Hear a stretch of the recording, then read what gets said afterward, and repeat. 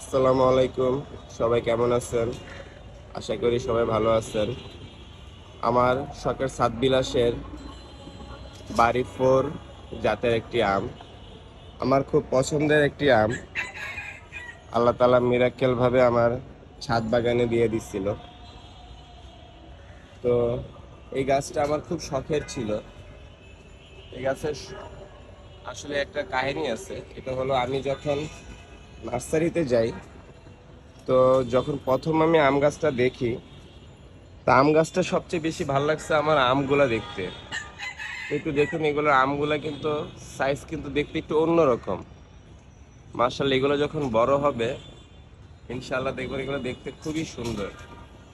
আর বাড়ি ফোর আম আমি কখনো খাইনি, এই প্রথম আমার ছাদ বাগানের ফলন হয়েছে। আর বাড়ি 11 খেয়েছি, ওইটা হলো আমার বাড়ি 11 জাতের আম গাছ। তো এইবার জন্য আল্লাহ তাআলা যেন একটা হইলো খাওয়ার তৌফিক দান করে, যেন আমি একটা হলো এই বাড়ি ফোর থেকে একটা আম হলো খেতে পারি।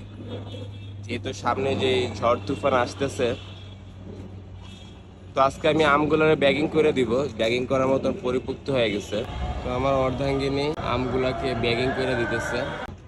সবাই আমার আমের জন্য, আম বাগানের জন্য, আমাদের সবার সাত বিলাসের জন্য দোয়া করবেন। সবাই ভালো থাকবেন, সুস্থ থাকবেন। আল্লাহ হাফেজ।